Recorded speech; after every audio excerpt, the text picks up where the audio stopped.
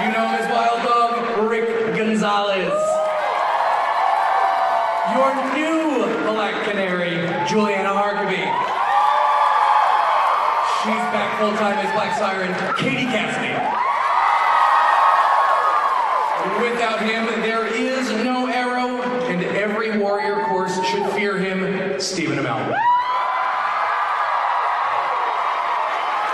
Can't have Stephen without the brains of the operation, Emily Bevercards. The heart and soul of the show, David Ramsey. The queen herself, Willa Holland. Mr. Terrific, Echo Kellum. The man who's been there from the beginning, executive producer Mark Guggenheim.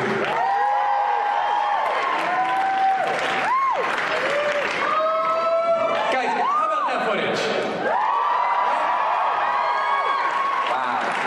Now guys, last time we saw you, you were on an island that just went boom. So that's it, right? Game over? It's done? We're done? Right, it's over. It's been a good run. Yeah. No, but guys, seriously, this is one of the biggest things that has happened to you guys. Mark and Wendy, I'm going to ask you, what was it like breaking the news that you were going to send them off on an exploding island to end season 5? Well, as you can imagine, they were all very excited to hear. We're blowing everybody up, not just a few people. But I have to say, it was, you know, we were really excited about the plot point. We really wanted to wrap up Oliver's story, and it felt like the right way to do it, which was, you know, going back to where it all started and blowing stuff up, which is what we do. We do it well. Guys, you spent the last 5 years building to one big thing. How does it feel like coming to this point now and knowing where you're going forward? Oh, I thought you were taking this one. It's incredibly gratifying. You know, we always said that season 5 would end as a culmination not just of season 5, but of the first 5 years of the show, and quite frankly, the last 10 years of Oliver's life, with the flashbacks, the 5 years in hell. So we're really excited to, you know, we're not like rebooting the show. In fact, we're going to double down on a lot of the things that I think really resonated with people in season 5. The dark, gritty, grounded storytelling, but we are going to see a different kind of Oliver Queen. The last 10 years have really changed him, particularly season 5, and we're looking forward to telling some very different kinds of stories with Oliver. Stephen, Oliver's had his ups and downs. He's been way violent, he's been less violent. Now he's got a kid. How does being a dad change Arrow? He's not the best dad. I've said this a bunch of times today, but my first day on season 6, and you see a little bit in the footage that you saw, it was all with Jack, who plays William. And he and I had done a couple of scenes together, but we had never really acted together. And I was really legitimately nervous, because I didn't know. And not only was he equal to the task, but he exceeded my expectations. He's a wonderful young man and a terrific actor, and I'm loving my scenes with him. But, you know, to start on episode 116 and to be able to do fun, new stuff as Oliver has been a real joy so far this season. But he's a shit dad.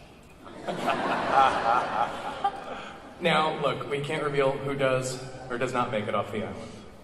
But one of the things we do know is Miss Katie Cassidy's back. Which is not the one we know. We have Black Siren. How does that affect you guys, knowing that, you know, this is a different version of the character that you guys have sort of grown up with?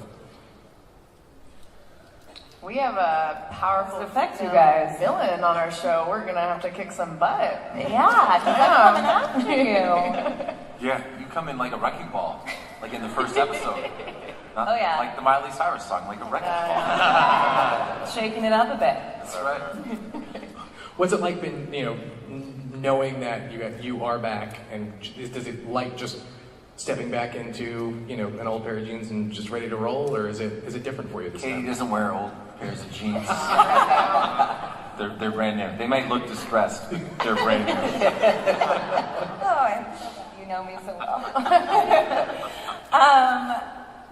Look, to be honest with you, obviously, so excited to be back. It feels like I never left. You know, it's been home, and we're a family, and it's definitely been pretty easy just getting back into the swing of things. And the one thing I will say is it's interesting, the dynamic between Black Siren and without giving anything away, other characters, Team Arrow, whatnot, and the different points of view, obviously, that she has. It's a parallel that's exactly opposite to Laurel, or Black Canary, I guess is sort of how I've been thinking about it. But it's been, it's good. On the topic of Black Canaries, Juliana, you have a new costume, Yes. right? Yeah. So now I gotta ask the rest of you, what's the costume gonna be like on set? Because she's got a pretty nice costume. Juliana's is fire. Oh, Her costume is so cool. Badass. Thanks, guys. Are you excited? When you put that on, do you just feel more and more like a badass and ready to roll? Oh, absolutely. I mean, when you put on that costume, you can't help but feel like a hero. It transforms how you walk. It transforms how you stand, your posture. You look at yourself differently. I started to see myself for the first time as a hero physically. It wasn't just an internal thing anymore with her character. It was a really emotional and a really powerful moment to put it on for the first time, and I take a lot of pride in it. Yeah. Juliana cried. I did. I cried. I shed a tear. Yeah. Mark and Wendy, Prometheus was such a force as a villain last season. Josh Agar was incredible. John. Can you give us any insight about what we may see coming up in season 6? Well, season 5 was really about building up this team. We introduced, several new recruits, and by the end of the season, we had Team Arrow 2.0 in a really formidable, strong, tightly knit way. And in thinking about season 6, and we wanted to really double down on this concept of family and groups and found families. So towards that end, we started thinking in terms of a group of villains, something we've never done on the show before. So we're gonna have a few familiar faces, like David Nichol is coming back to reprise his role as Anatoly, and as we know from episode 518, we love David. He's been a part of the show since season 2, and he's coming back with a literal vengeance. And we want to, we're not going to tell you everything in this panel, but we can tell you that one of the other members of this villainous cabal is going to be played by Michael Emerson. And we could not be more excited. Oh man. So we are really, really thrilled, and you can also expect a really cool announcement, not now, about a character whose name is Richard Dragon from the comics, who will also be among our villains that we'll be seeing this year. So you'll be seeing a lot of different villains throughout season 6. And more so than any villain of the week kind of thing, but these are characters who we'll be seeing really throughout the season. We've never done that before. Awesome. Now, I know you guys sometimes will get a lot of questions on, Flash has done a musical episode, Arrow has done a musical episode. Arrow's not doing a musical episode. But you guys do have some pipes. Last year, there was a stirring rendition of Hamilton. This is my first year hosting this, and I want to top that. So, is there something we can do to maybe do that? Do you guys want that?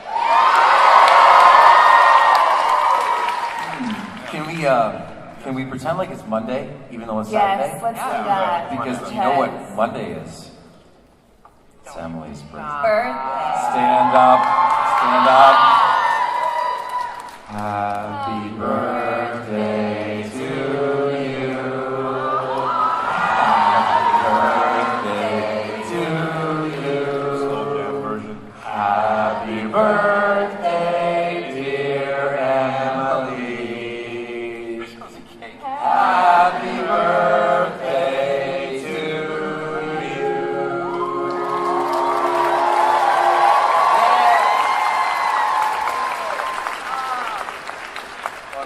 There's 3 candles. You're 3. There's 3. You're 3. Happy third birthday. Everyone for the record. Thank Woo! you. Woo! You guys have some questions, right? Let's line up at the microphone and let's grow the cast together. Hello. Hi. First off, you are all sincerely amazing. My name is Ariel, and my question is Vigilante someone we know, possibly Earth 2 Tommy Merlin? Oh. We could pull him out of Chicago. That'd be, I mean. Well, yeah, we keep trying to get Colin back on the show, but he's busy on Chicago Med. For sure, we're big believers that if you have a mystery like some type of whodunit, or in the case of Vigilante, who is it? It's always really unsatisfying if the answer to the mystery is, yes, some person you've never seen before. So you can probably expect that whoever's behind that mask, underneath that mask, is a face that is familiar to you. Thank you.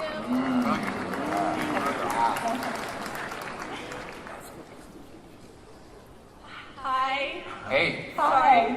My name is Nikki, and I'm a huge fan. I came with my friend Nevi. We love you guys. And Hi, Nevi. Our question is, yeah, she's over there. Hi. Our question is, there was obviously a lot of traumatic moments that happened throughout the season, and for each of you, how did those shape your character? Was there a specific moment that you had to adapt to as an actor?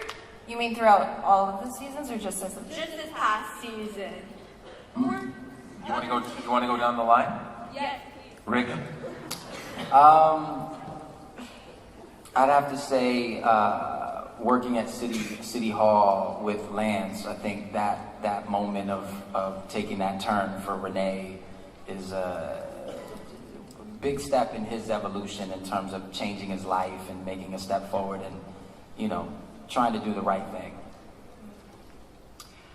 I think, in terms of like moments of trauma, that was sort of what caused Dinah to get her powers, and it comes from pain and it comes from anger, and so that moment where she lost, her love, transformed her, and it was something that, her biggest, her most painful thing gave her her greatest strength, and I think that happens in life sometimes as well, right, for all of us, so.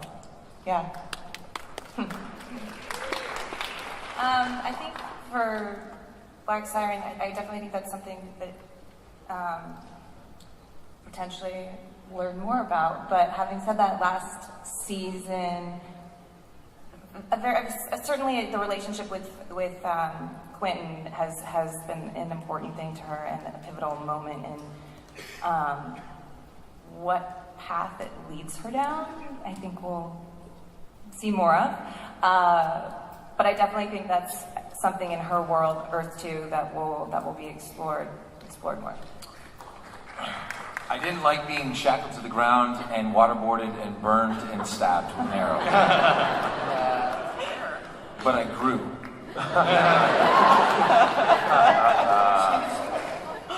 That's it. I really liked Felicity's sort of downward dark spiral at Helix with a friend of mine, Casey Roll, who did an amazing job, who I hope we can have back. Just putting that past me.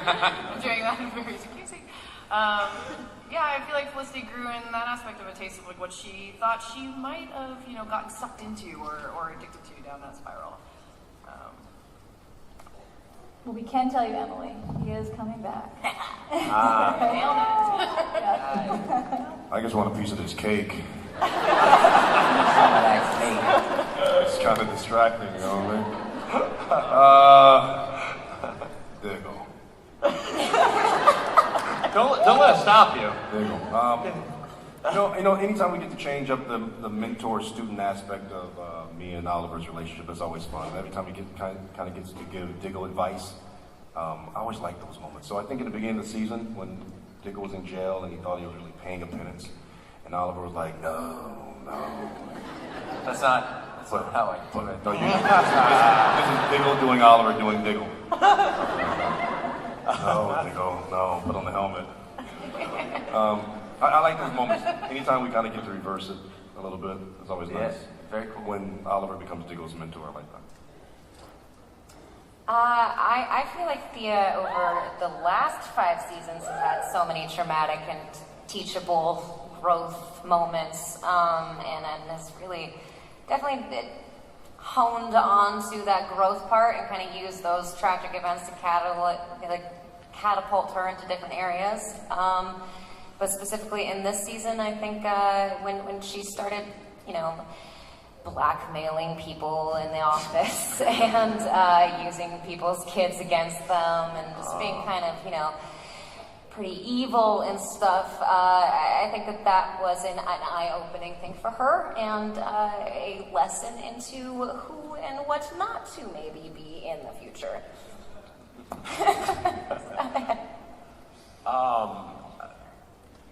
Curtis, he got invited to a dinner and then divorced before he even got to eat food. It's like, if you're gonna invite, at least give me some food, then drop it on me. But he had a lot of moments last year, even if it was Prometheus kind of, attacking him, or, Renee kind of pushing him to lean into his tech. I think the thing that Curtis takes from that is, every situation that's thrown at him, it makes him stronger, it makes him want to try, fight harder.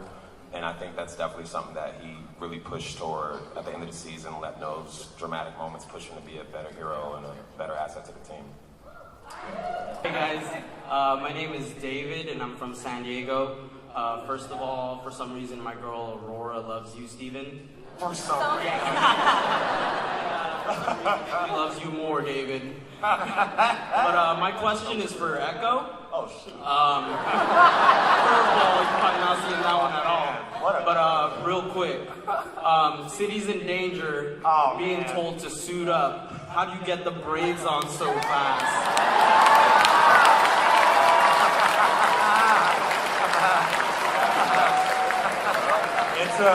It's the question that people have been asking, and that people deserve an answer.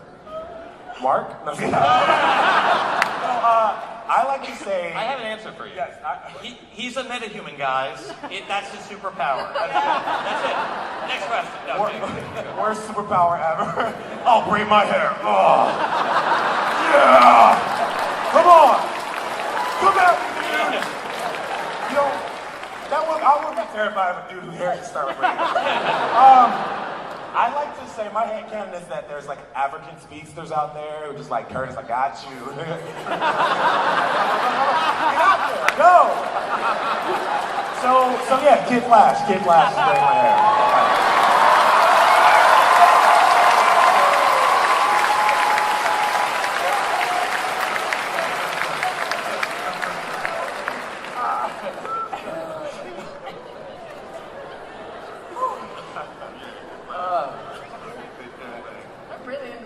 How are you doing, lads and lasses? Hope you're having a great time today. My name is Duncan MacLeod of the Clan MacLeod. Are you doing a voice, or is this real? I don't know, what is it? Oh man, is that the voice? What is happening? I don't know, any of them can be my voices. Anyway, I was wondering if any of the cast or crew had any entertaining impressions or accents to share with the world. Thank you. Yeah, I'll take this up David Ramsey. Oliver and Felicity. Thank you. Oh my wow. You know what? This is like my time to shine. This is the question for me, right? Blur, pump struggle,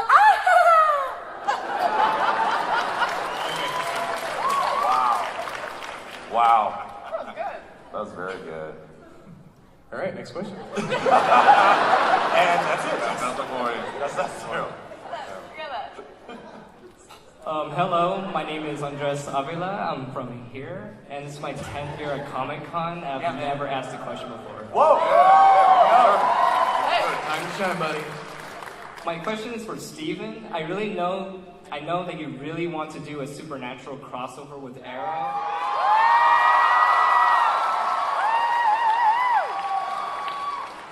How would that happen?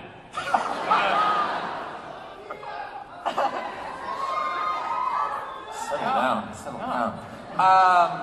By the way, I love how people ask me like random questions that like I can only answer in the affirmative, and they take that as like Stephen Amell demands a supermassive question. Probably, you know, it's really not going to work unless I can be like a waiter for Jensen and Jared.